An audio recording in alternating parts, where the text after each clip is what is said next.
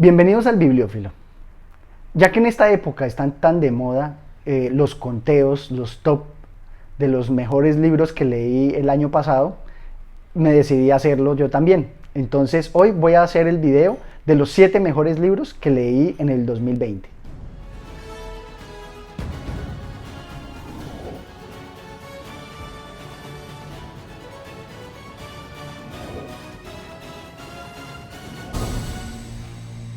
Lo primero que quiero destacar es que estoy totalmente en contra de lo que se hace normalmente con esos conteos.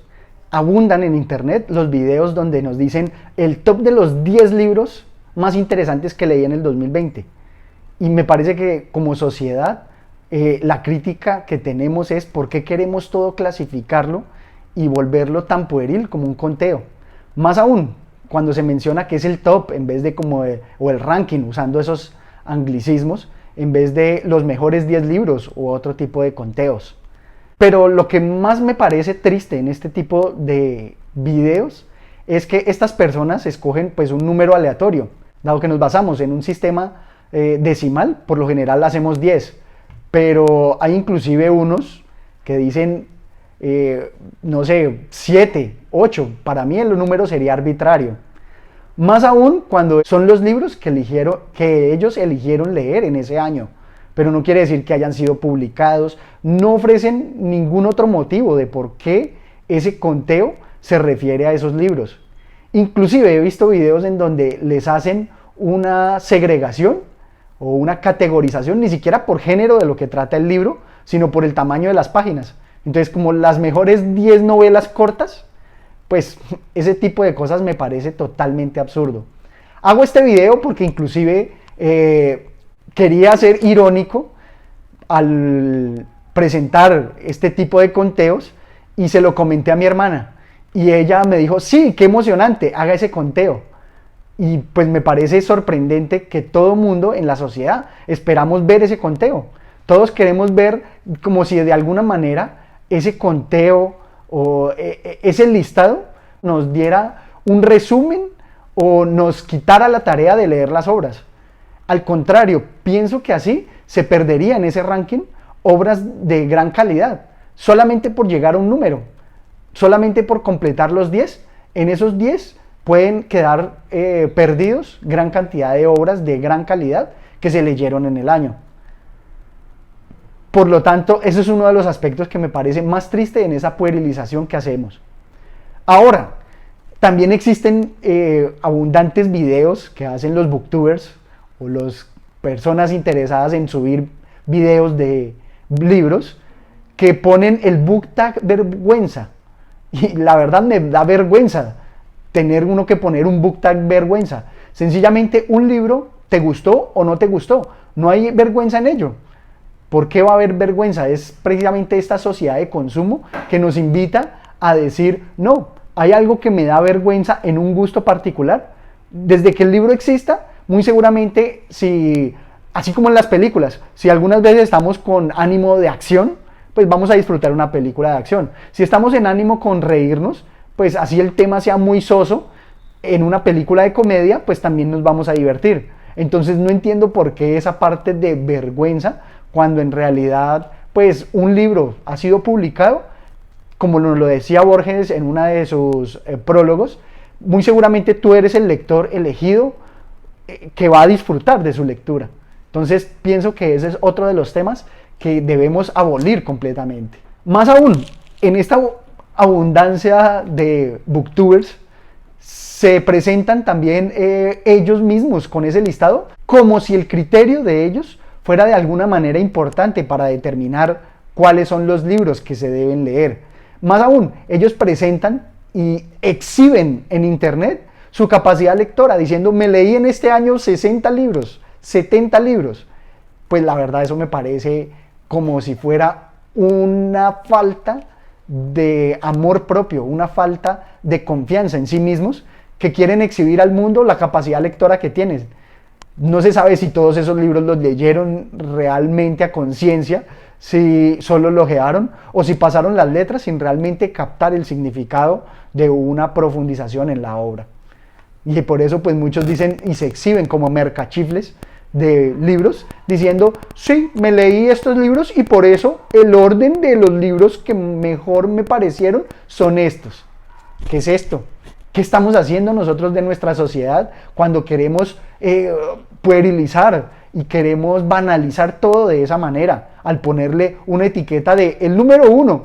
¿Qué diferencia hay entre el número 1 y el número 10? Yo prefiero pensar en los libros como lo mencionaba Borges. Muchas veces si cogemos un libro y no nos conectamos con él, no es porque el libro no esté hecho para nosotros, es más bien al contrario, no nos hemos preparado lo suficiente para enfrentarnos a ese libro y disfrutarlo. De pronto, si yo por ejemplo no he leído todavía El Quijote, pienso que todavía me hace falta como entrenarme más en leer mejor, en disfrutar mejor, para enfrentarme a una obra de esa envergadura. Sigo con esta crítica a todo lo que abunda ahí en esos conteos. Después de leer esos rankings de lectura, ¿qué nos queda uno? ¿Qué nos queda después de ese video? ¿Qué enseñanza nos dejan? Sencillamente que esa persona se sintió feliz al leer ese libro y ya. Que después leyó otro que también le emocionó. Que después leyó otro que no lo emocionó tanto. Yo prefiero más bien tomármelo con calma.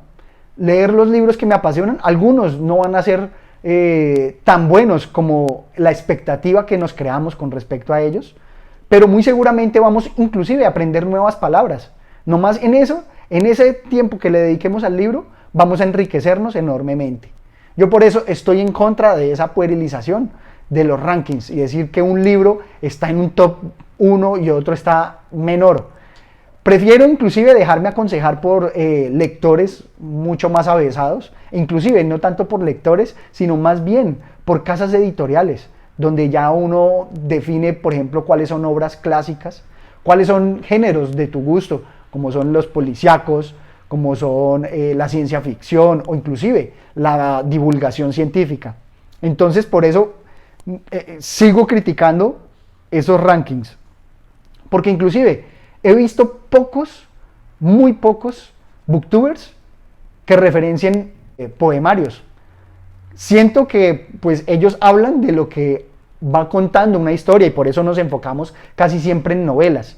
Pues porque le pueden contar y seguir el hilo de la historia, pero siento que no profundizan mucho en lo que dicen y lo que genera la obra. En cambio, en unos poemas se podrían fácilmente sentir perdidos, porque pues en un poemario muchas veces encontramos temas disímiles y las imágenes son propias de ese poema y son difíciles de transmitir todas las sensaciones que generan en la imaginación durante la lectura. Nos dice más de los conteos, es nuestro proceso evolutivo con respecto a ellos, cómo nosotros nos vamos formando. Por ejemplo, en este año me gustó a mí mucho las obras de novela histórica que leí, porque pasé por todas las obras de gran volumen de Colin McCullough y aprendí mucho sobre la época republicana de Roma. Entonces pienso que un conteo no es propio, es más como contar qué fue lo que leí, compartir con ustedes qué es lo que trae cada obra para que de pronto ustedes se animen a leerla y ustedes mismos construyan su ranking, dependiendo de lo que les va a ustedes llamando la atención. Si les gustan las novelas históricas, podrían ir descubriendo, inclusive por épocas, qué es lo que más les gusta, si la época griega, la época romana, si les gusta la época medieval o inclusive las guerras modernas, que también hay un montón de obras donde ustedes pueden profundizarlo. Pero más allá de eso, ¿cómo puedo comparar una obra del calibre de Posteguillo, donde me habla del emperador Trajano, con otra totalmente diferente como Tía Tula, que son tan diferentes no solamente en el tema que tratan, en el género que uno me habla de una época histórica, mientras que el otro es más filosófico? Entonces, insisto en que no deberíamos tener esos rankings. Más bien deberíamos nosotros construir nuestro propio listado de cómo queremos irnos formando. Algo así como en la universidad, cuando tenemos un pensum y queremos ir abordando temas. Pero eso no es que lo dé una institución, eso lo construyes tú mismo. ¿Cómo? Si te gustó una obra en particular, de un autor específico, pues puedes empezar a explorar otras obras del mismo autor. Luego, muchas veces en los libros encuentras referencias a otros libros. Entonces yo hago eso, voy buscando el libro que ellos mencionaron, lo voy rastreando y así voy encontrando. Otra manera de encontrar libros son las críticas literarias, pero no críticas por un booktuber, críticas realmente literarias en donde ellos profundizan sobre aspectos específicos de obras. Por ejemplo, me gusta mucho Las mentiras verdaderas de Mario Vargas Llosa. Entonces, si buscas todos esos libros, vas a enriquecerte mucho más que clasificándolos esos libros por si los leíste en este año o en el año pasado o antepasado. Inclusive otras obras como las de Gastón Bachelard, donde él a través de una exposición de algo que nos quiere transmitir como es la ensoñación y la imaginación, cómo se vincula con ciertos elementos, como en Empédocles nos hablaba del fuego, de los elementos principales como son el fuego, el agua, la tierra y el aire. Entonces así vas encontrando, de acuerdo a su exposición, libros también muy interesantes y así vas tú mismo construyendo lo que te va animando. Entonces, pues los invito más bien a que evalúen las obras, también no pierdan tanto el tiempo en los videos de booktubers donde inclusive demoran tanto tiempo ordenando una biblioteca, cuando en realidad lo que deberías pensar es qué de todo lo que esta persona expuso y habló de un libro realmente me construye o me incita o me anima a leer. Porque el listado que yo genere podrá tener algunas coincidencias con tus gustos, pero seguramente allí van a haber lecturas que a ti no te interesan y que son propias de cada individuo. Entonces, por eso mi invitación es a que evalúen lo que ven, evalúen lo que lean y ante todo, pues disfrútenlo. Postdata, si disfrutan mucho esos conteos, pues también véanlos, no tengo nada en contra de ello. Al fin y al cabo, cada quien gasta su tiempo como quiere.